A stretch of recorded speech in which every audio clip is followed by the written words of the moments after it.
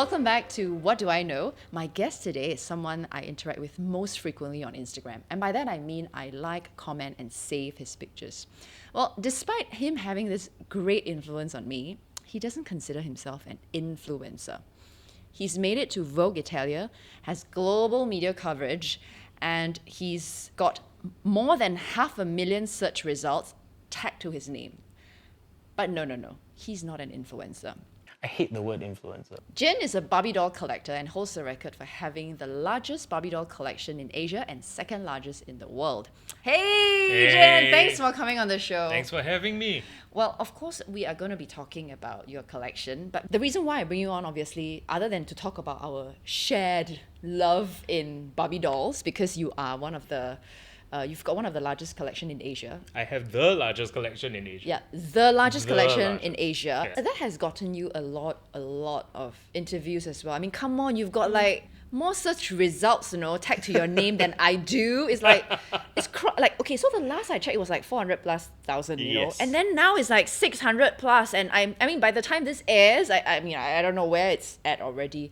So, Jian Yang Barbie is like, wow, booms. And it really has got the fact, to do with this whole record breaking and holding the, I guess. right? But I think it's also got to do with the content, the subject matter as well. Because I like to think that it's not just about the collection. A collection is basically like, okay, if someone has money, you can buy a collection. But there's a lot of passion and dedication to the collection, first of all. But also the fact that I've managed to shift the conversation into the crafts kind of angle, which is basically the toilet paper stuff, which I guess we can talk about. I mean, flushable fashion. Well, there it is, next to Guo paste. Yeah, Ready. that is from you, a gift from you. Yeah. And I think that was also how I discovered, I discovered you through Michael. Yes. Who told me about, he was, borrowed your dolls, and I thought, wow, you mean there's someone with so many Barbie dolls? It's like, cannot be, like, that's I only thought we have it in the museums. And now, of course, speaking of museums, you also had your own Yes. exhibition. You're an overachiever. Have you always been an overachiever since young? So all the things that we never talk about during interviews, right? ACS boy lah. So when you've already got that ACS hat on, if that makes sense, then people already expect certain things from you. So are you saying that you're trying to live up to the standards? Or I think I did try. growing up, Yeah. you're saying? And then eventually, after you do a few things on your checklist, it suddenly becomes like, okay, I did it, and then you become that overachiever. What were some of the things that you did on the checklist that you checked off? Oh, wow, this is a tricky one. Some people make a checklist and then go and fulfill it. Yes. My checklist was accidental. Okay. So one of the things that I like to talk about is the fact that I've done a TED Talk. I Like, know. how many people have done a TED Talk? Right? Yeah, It's like, I I've got would- a TED logo behind and everything. I didn't ask for it. I didn't go out and seek someone that would give me a platform to talk. It was my friend has the TED license. He wants people to talk and inspire the children in school, so he got me to do it. So it's not like I made a resolution to do it and then I went out and did it. It was almost like it happened. Then I just said like, okay, this was something I've always wanted to do. Right. So it's a lot of it is after the fact. Correct. Like, Correct. So I don't actually have a bucket list. But then when you were a kid, right, were you also like that? Like always sort of accidentally achieving things? I'm not traditional. So I think what happens is that, for example, all my friends were in Boys Brigade Okay. and I was in the choir. If you pursue something that other people are not pursuing, it's not that the competition's particularly stiff. Okay. So you become an overachiever by accident. So are you saying that you also did really well as a in the Yes, choir? like stage manager, went to ACJC despite me being completely stupid. I'm like really stupid. I just sound very clever occasionally. What do you mean? What do you Like, mean? I couldn't get into ACJC on my O-level score. And you got in because of choir. Choir. I appealed into ACJC and I got into ACJC. Okay, I mean, stupid just sounds like a really harsh word to use on yourself. Like these days, I mean, you cannot use this word on the kids. You Yeah. cannot say this about people. Strawberry generation. You really think so? It's that?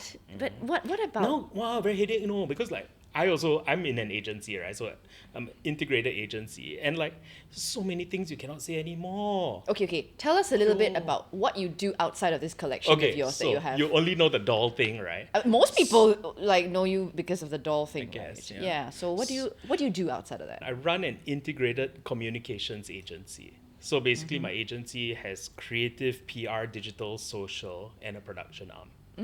That's what I do. And this strawberry generation you were talking about, with regards to this agency that you're running. So you know how like there was a point where, I was not a thin child, and people would just call you like fat, right? My name was actually Tuba Jian. I kid you not, because Jian. And like people call you call that me in Tuba school. Jian, yes. Not family lah, right? No lah. Oh, okay. So all the nasty name Yeah. calling and stuff. Yeah.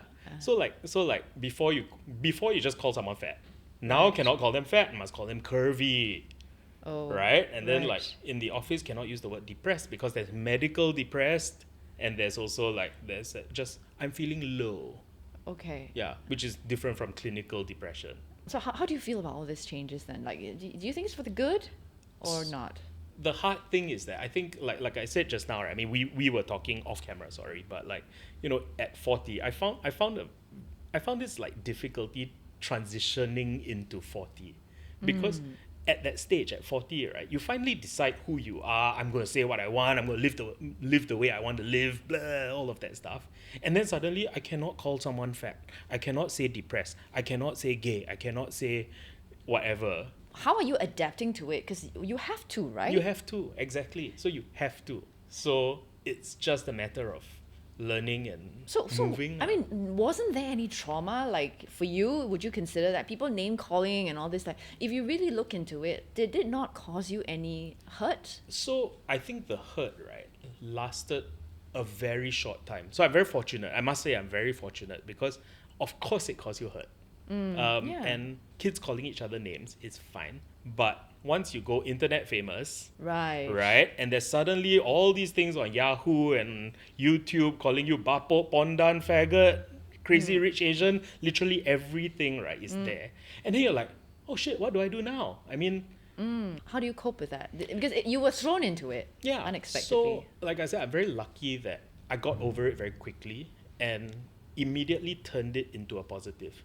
So if you know that this is going to be out there and people are going to call you names and attack your partner, your family, your your parents' parenting style, then you just have to develop a personality which basically counters all of that. Which I notice seems to be one that's very joyful. Yes. It's almost like, you can say whatever you want about me, but I'm happy living the life that I am. And it's like Correct. almost the best sort of revenge you can give to the haters, right? Exactly. To lead a good life and to be happy. Yeah. So I think the good thing about this internet fame as well, right, is that, there's things you don't talk to your parents about. But when suddenly things like this happen, right, and then you suddenly have to open up a conversation with your parents, you actually become a lot closer. So what was the hardest conversation you had with them? Actually, the funny thing is that this stupid collection going public is the hardest conversation. Because all this time, it's confined in your own bedroom in your parents' house behind these 1972 closets, right? So like, you don't think of it as I have to apologize to anyone for my weirdness, because it's just my childhood toys. Did you think you were weird when you say weirdness? I mean, who didn't know lah, please lah. I was like in my 20s, living in my parents' house, sitting on the floor in my boxer shorts, brushing Barbie hair. So a bit crazy lah. I know it looks crazy lah. Did you speak to your parents about it, like what you said, and then what were the response like? I think there was obviously an initial like, holy shit, what are people gonna think? Because like I said, you loosely speaking, if you come from, I guess, middle class, upper middle class, English speaking society, it's what your parents' peers are going to think first, right? So parents very active in church, for example. So my son is my son. My son, he live in Australia. He go to Bahrain. He do all these amazing things. He own agency. Ha ha ha. And then suddenly, he also collects Barbie. Which I guess they never had to tell anyone. Exactly. Nobody had to know, but now they do. And then suddenly it's like, is he that Barbie guy? Then you see my father's face drop, Then you're like, shit, now I feel bad. because my poor father was not primed for this. Right. Then what happens after that? Like how did they cope? Or what did you do to help them cope? Or I think you have to assure them that whatever people think of me cannot reflect on them. And if nothing else, you will jump to their defense. But wouldn't you also say that, I mean, a big part of who you are today is also because of them. Right? Yes, They allowed absolutely, it. And absolutely. And if anything, they can I even say that they encouraged it?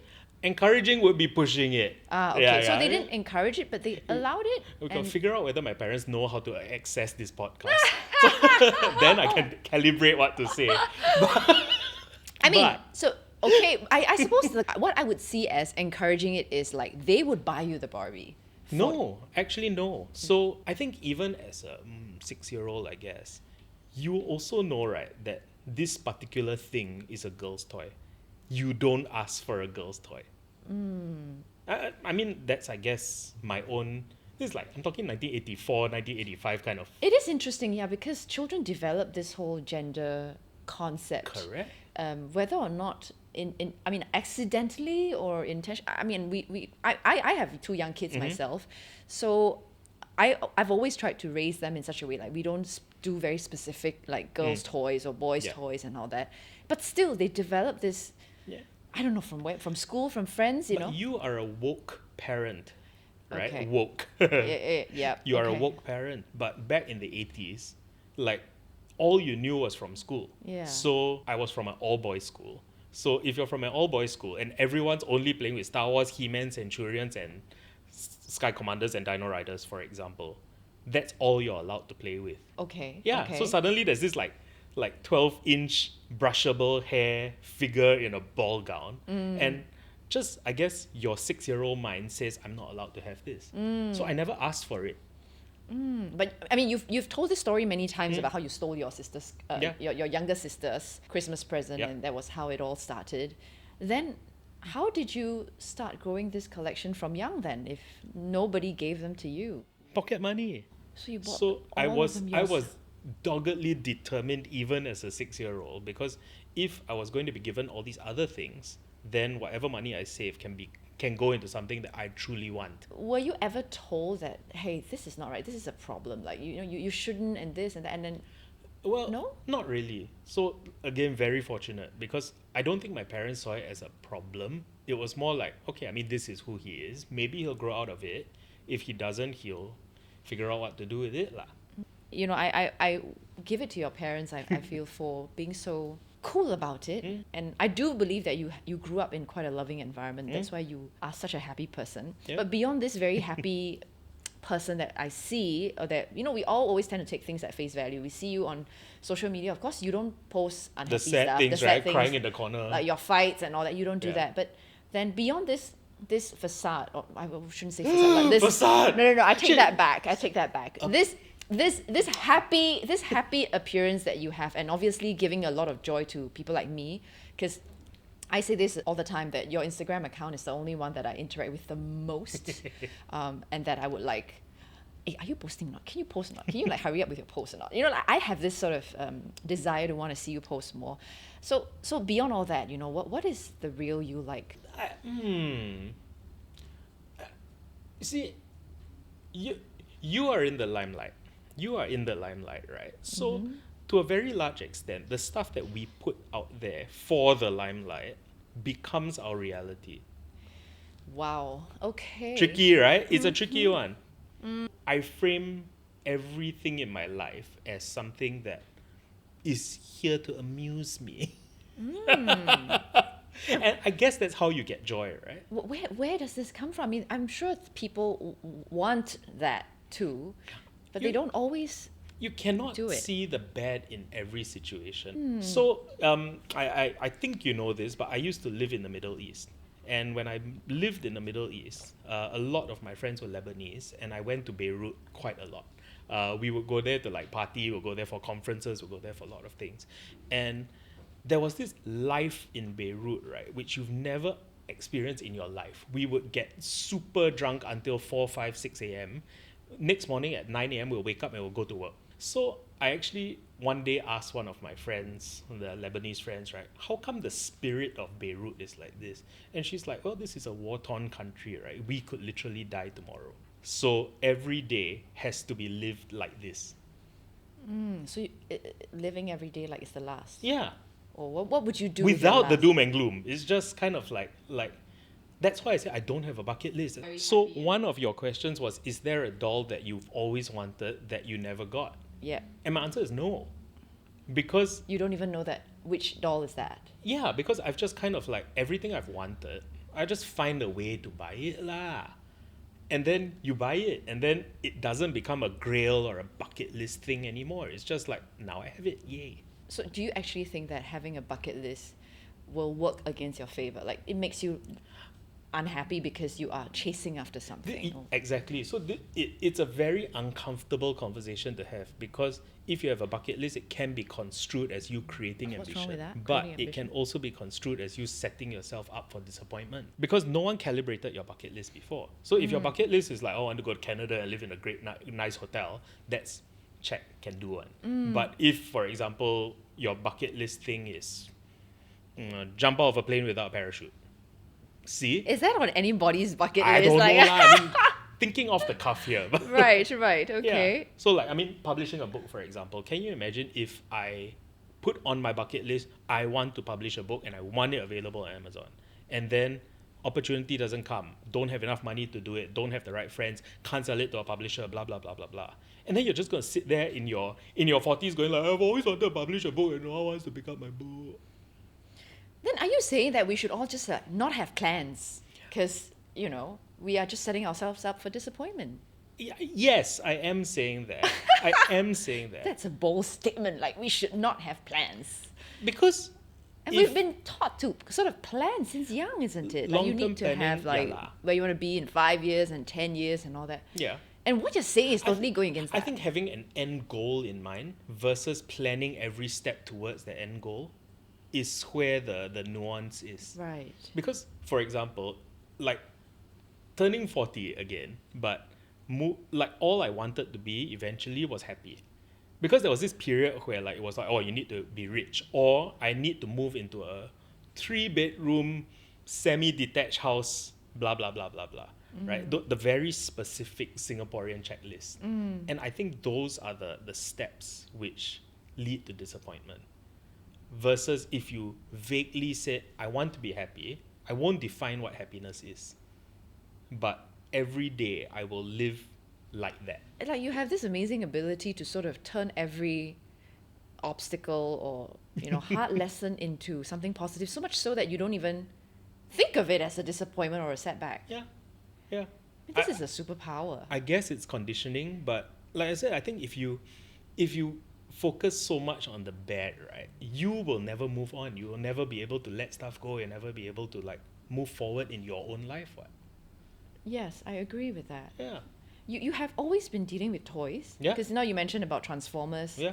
So I started my career writing press releases for Mattel.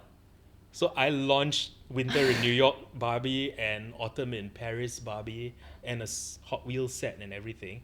Imagine as a 19-year-old, 20-year-old, right, fresh out of school, and you can write a press release better than anybody that was employed in the agency because you're so fluent in the category. And that's because of your collection. I mean, I would look at you and I would think that you are where you are today because you sort of had all that, accolades and It's the portrayal. results. It's and also the portrayal, because like, see, I hate the word influencer, right? But you see, celebrities Okay. have a crafted brand presence.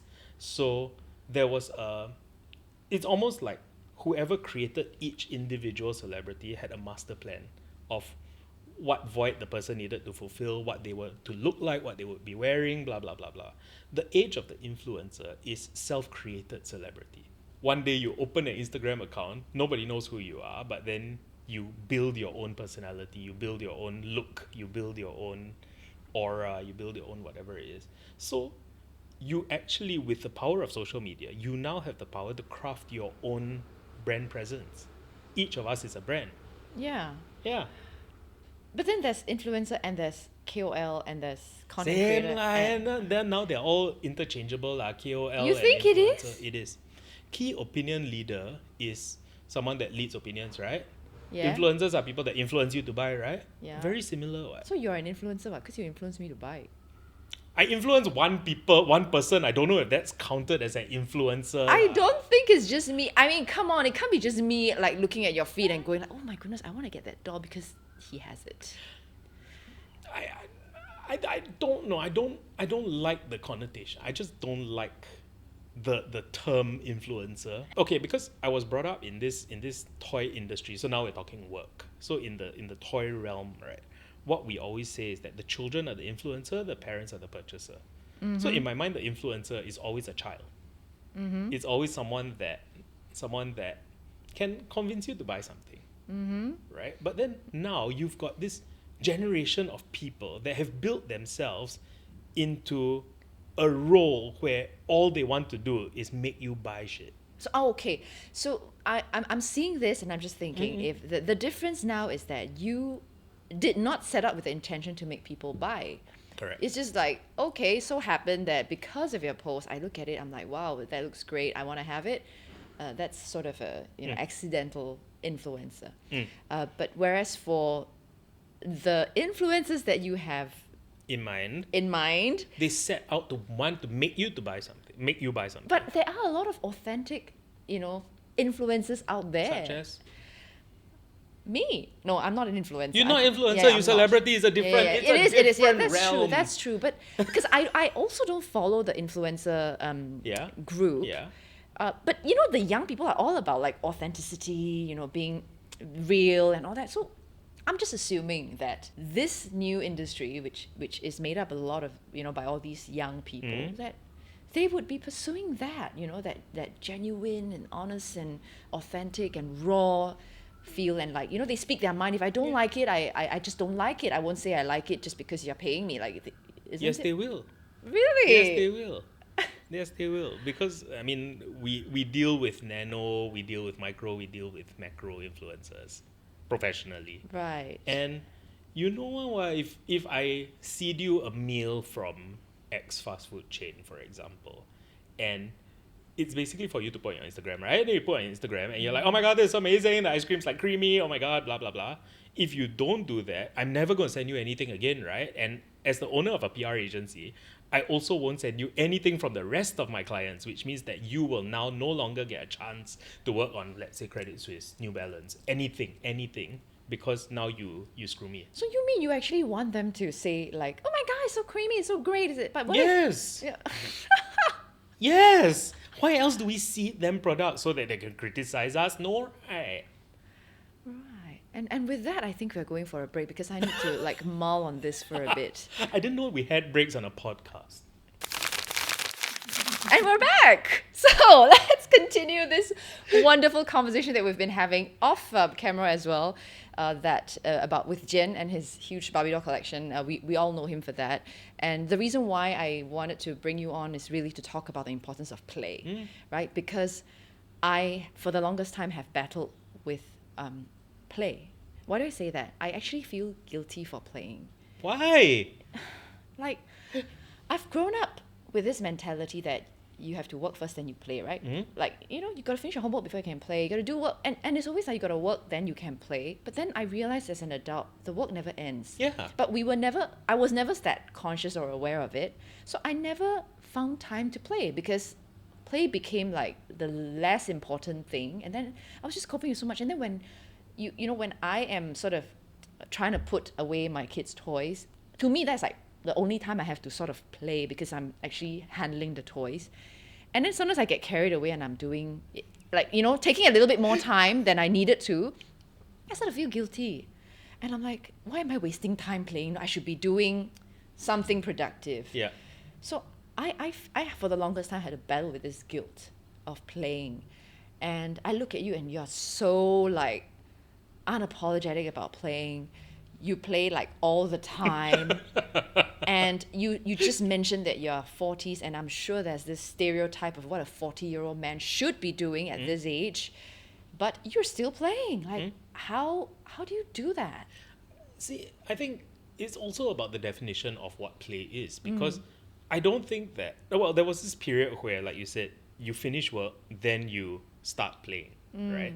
But I think that sometimes it's also a matter of integrating play into your day. You know, like I actually consider what we're doing right now play. I don't see this as work. I see this as like conversation with a friend. And a conversation with a friend to me is enjoyment, and enjoyment is play.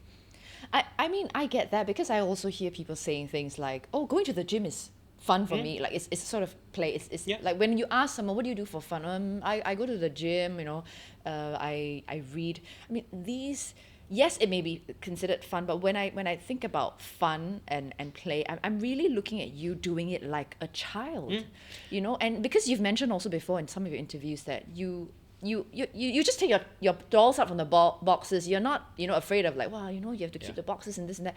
And you just play with them and you just, and that's how a child does it. And I remember you saying this, which really struck a chord in me because I'm like, yeah, we don't play like a child anymore. I find myself at this stage in my life not playing enough, and I want to, and I look at you and I'm so envious because you are making time to play. I don't know if you make time for it or you just sort of, you know, go into it, but yeah, you are intentionally playing. Yeah, I just enjoy everything that I do. And I think that the whole purpose of play is to make yourself smile. The concept of play is childlike wonderment. And experimentation. Yeah. And free from judgment. Exactly. Or even instruction. Exactly. So, like you said just now, right? Like, the good thing about me collecting dolls and not caring about value is that there's this childlike wonder of like, ooh, this is fun. I'm going to throw her in the pond today. And you just take out the stupid mermaid, $400, throw the thing into the pond, and fun. Yay, nice picture. You know what I mean? I have a mermaid doll that like cost quite expensive. It's the collector's one. Yeah, the pearl one. I cannot remember. I still like keep it in the carton box, right? Because I didn't. Where's the fun in that? You know exactly. I think I grew up with this mindset, right? That you save all the best things for that special occasion. You know, like my mom has a. When is that? And exactly, and like I look at her and I would think the same way, right? Like, look, mom, you've got this nice expensive watch that dad gave you, and you're only wearing it when you go for a wedding dinner. And how often do you get invited to a wedding dinner? Yeah. But she will only wear, and I used to think, that's so. But I think growing up like that, it's also that mentality, you know, that you save it for that precious moment, and then sometimes you realize that moment never arrives. Yeah. And then what? Yeah. So, but you know, the funny thing here is that we're also talking about generational differences, lah, because our parents lived through 40s and therefore war, right? So war obviously made you into a much more like a saving society because you needed to be prepared for what if. Yeah. Yeah. So I've got National Geographic from the 80s in my house. In my parents' house, and you're just like, when are you ever going to look at this whale? Right? But cannot throw away. So I think that generation is going to behave that way, and we Right. can't fault them for it. We just have to understand why they do it. My mother has like one bag that she carries. You know, like you finally buy her that one designer bag, right? Yeah. Then wow, precious bag, right? But if you look in your own wardrobe right now, how many designer bags you got? So that's why I'm saying with you, you're not just you actually, I don't know if you're even considered a collector, because collectors sometimes they keep everything, you know, pretty in the boxes because that's where the value is. You actually play with it. Yeah. And I think that's a very rare quality, and I just feel like we all need more of that, you know, this intentional play, or even setting aside time to do it. Because I remember you telling me that that's what you do on weekends. Tell me about, and I mean, tell us about your weekends. Like, how do you spend your weekends? Well, I have a best friend and we do sport. So sport is what we do on Sundays. And we don't define the sport. So there's rollerblading, squash, tennis, swimming, whatever it is. It's any sport. So whatever we plan, I will find a reason to bring a particular doll out with me. So if we're going to a pool, bring a mermaid, bring some like swimsuit doll. If we're going to a squash court, there'll be like some sport doll. If we're going to a nature reserve, that would be something I put in a waterfall lah. Oh, with dinosaurs Yeah, too. with dinosaurs, right, yes. Squatting in So, awkward positions. And Yeah, and you see that to me is fun because you can actually integrate play into your daily thing. Like I'm going to take 45 seconds out of that hike to photograph a dinosaur. Right? And that's how I enjoy myself.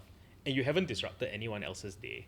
You haven't I guess the only pre-planning was the night before. I was like, oh, which dinosaur do I put in my backpack today lah?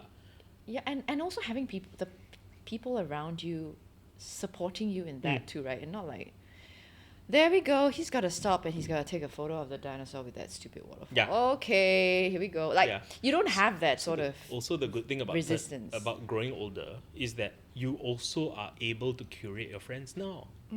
Because before, right, one of the things that you needed to be was popular. You think so? Yeah, Absolutely. For you? Absolutely. I needed to be popular. I was afraid that one person won't like me. Wow. And where do you think this come from? Like, why do you felt like you need to be popular? Because a lot of my friends, right, are hyper overachievers. Good looking, rich, etc., etc. And then you're just kind of like that, always that not good looking enough, not rich enough. Because I'm so terribly average. Compared to the rest of your peers. Even now, I find myself terribly average. So suddenly, right, this stupid doll thing happened. And you're just like, oh my god, I have a unique selling point. Which you didn't think it was. Yeah, because it was just a collection in my parents' house. There was never this moment, right, where I said, I am a doll collector. It's never a moment. Because when you're a kid, you play with toys. Yeah. And there are some toys that you throw away, you give to your cousins, and there are other toys that just stay with you. So I never saw my dolls, right, as now, particularly 1996, I've become a collector. No, I've always just been that guy that still has my toys. I've always been made to think that toys are like waste of money. Yeah. Haven't you? Yes. And to be very honest, I think there was a point where you figure, okay, maybe if I'm a collector, right, then this is all investment, right? Yeah. And then at some point, you realize that the stuff that you're paying $100 for is now $50 on eBay. Then you're like, okay, you know what? This is a terrible investment. And I've left the damn thing in the box and I've deprived myself of the joy of playing with it in the hope that it will go up in value. So I'm like, okay, now legit speaking from experience, every $100 that you buy, one will go up in value. The rest of them will drop to like 1/5 the price or something. So you know what? Enjoy every single doll that you have. And by the way, if there's something that goes up in value, go buy another one. Okay, and so if your house is on fire and you can only save one doll, which one would it be? Why choose one? Like to me, it's Just like grab whatever you can. no lah. Just Leave it. no, just look Let at it and burn. go like it served its purpose. It whatever is there has made me happy already. What's the point of having it still? Oh my goodness! How can you let it go? But okay, wait. So now, right, shameless self-promotion. I'm going to talk about the book, right? Every single one of those toilet paper dresses doesn't exist anymore. Yes. Okay. Yes. You Now see? that you mentioned about this, you talk about it. You intentionally did it this way, and I Yeah. remember you made a dress, my Star Awards dress, and I remember telling you, "Can you save that dress for me?" And you said it's gone. It's gone. I mean, this ability to just let it go. Like, Yeah. I think that's the hardest thing for so many of us. I mean, we're not just talking about toys here, you know, we're just talking about the little things in our lives It's life. It's life. that we just can't let go. Yes. We can't just flush it down the toilet like you can and you know, appreciate that it has served its purpose. It's time for it to go. And you know what? Maybe something better will come. Exactly.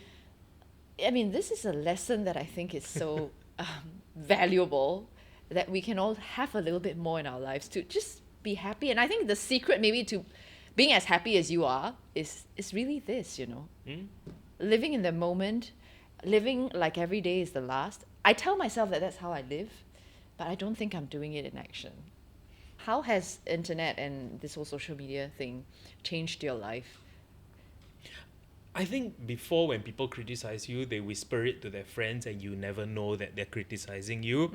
Now it's kind of obvious, like when they are like, you know, like when they're commenting on your Instagram or commenting on news articles of you. Do you still get like hate comments on your Instagram?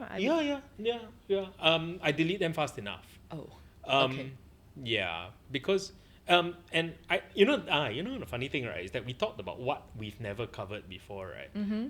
The one thing that we've never covered because international media is this Crazy Rich Asians nonsense. So tell me about this Crazy Rich Asians thing. I mean, how bad was it? So Crazy Rich Asians happened, right? The movie came out, right? Mm-hmm. And there was this period where my Instagram was basically he's from Singapore, his fucker is rich. So that's why he can afford this doll to throw in the sea. That's why this he can and there was this new layer of before it was just like okay, gays play with dolls. Right? And now there was this like and now he's rich. And you're like, no, you idiot. To be fair, I think that it opened my eyes to be a bit more sensitive because our so-called urban lifestyle has made us take for granted a lot of things that we think are standard. My father used to be a lecturer in the poly and he used to run all of the CSR programs, all the charity programs. So I would have to go and do charity work because my father's the lecturer. And you've never seen poverty. The funny thing is that Singaporeans, we forget that we've never seen poverty. Even when you were on those. No, so that's the thing when you go on these trips and then suddenly you understand what real world poverty is. And it opens your eyes to a lot of the things that we take for granted. Then do you feel guilty for like Yes. collecting these so-called frivolous Yes. toys? Yes. So there was this moment where it was just kind of like, oh shit. Yeah.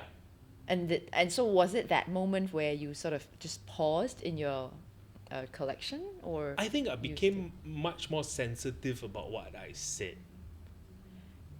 in social media? Yeah. You mean? Yeah. And also in person because, you know, it's very easy to lose sight of what the bigger picture is when all your friends are very like-minded. So like, you know, yes. it's like, we're all going to Tangling Club. We're all driving there in our Mercedeses. Of course we're going to talk like this. Yes. And then yes. suddenly you realize like, shit, we are being incredibly insensitive. Yeah. So that one really, it shook me a bit. I've also come to realize one thing that we shouldn't compare this. You know, we also shouldn't be made to feel guilty for what we have. Yeah. Because someone else is worse off than us. Because one thing that you said before is that you didn't steal these dolls. Like you bought them with your own hard-earned money. You had to work. Yeah. It wasn't like they just dropped from the sky and then, you know, I mean, of course you had an inheritance from Jamie, Yeah, $50. Yes. But most of your collection, I mean, you bought them yourself with your Yeah. own hard-earned money. And I remember you saying this to me as well, like, I earn money and I spend it the way I like it. What's wrong with that? Yeah. Yeah. So how do you invest then? Do you even invest I your money? do. I'm unfortunately very practical when it comes to this. So Oh, yeah, I've always had a very tight financial plan. So I know how much goes out every month. I know how much I have to put into savings to the point that a lot of my own salary, it all channels out into accounts by, like we've already set it up that way. right. So the account that my card is attached to is spending money. So you're not all that. I'm not all frivolous. Yeah, or extravagant No. or OTT. No.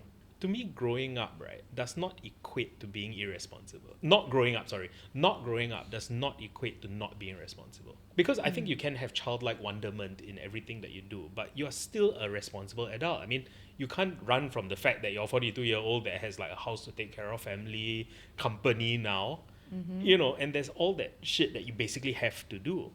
But are you going to lose your joy from having to do that? No. So how do you think we can all bring more joy into our lives? Or how can Singaporeans bring more joy into their lives? So I like to say this in my own agency as well. I don't believe in work-life balance. I believe in work-life integration. Okay, so like I always have a toy in my pocket. Physically or metaphorically. It's not in my pocket right now, but my stuff over there is like I've basically got like some stack of dolls there with me now. Yeah. And I think it's just about how you take time during that day of actual real life things and find the moment to randomly take a picture of Elvis with that microphone, for example. Oh. You know what I mean? It's just finding an excuse to be stupid for a second and then go back to your real life lah. And after a while, that becomes almost habitual, and then you don't even think about it. Yeah. Yeah. Yeah. I think that's a good tip. I mean, my tip would be, that we have to stop justifying the things that we have to do as fun. Because then we forget what are the real things that bring us joy and that is considered fun for us. And for me, in order to overcome that, I had to sort of dig deep into myself lah. Like, why do I feel guilty and all that? And then, really almost scheduling time to do it. Like, you know what, today I'm just going to play and I'm not going to feel bad about it, and I just do it. So I think in a way like, it's intention, setting that intention, and then but we first must recognize that we want to have fun. Yeah. And I mean, with that, I think if we can all have more fun, I think we will end up like you. Because I mean, to me, I look at you and I think you're successful. Because you're successful in being happy, in bringing happiness to yourself. And I think that's the best thing that you can be. You're telling people that if you die today, you have no regrets. Yeah. That's success. Yeah. We have had a very enlightening conversation. To be honest, this is like therapy for me. Very selfish, but I hope you've gained something from our conversation here. But before we let Jian go, I mean, I can't bear to let him go, but we need to know what's upcoming for you, because you've done it all, right? You've gone on the magazine, you've done your own museum, you've done your tech talk, you've done your own exhibition, you've done your TED Talk, you've published a book. What else is there? You make it all sound so amazing. It is. Oh my God, my life is amazing. Well, I've got actually 2 exhibitions planned. Yes. Can't talk too much about them. Okay. One of them is a toy specific one. Okay. And the other is more personality based. At a very central location. And we can be expecting this in the middle of the year, or? If I'm not wrong, it's April and July. Yeah. Okay. Yeah.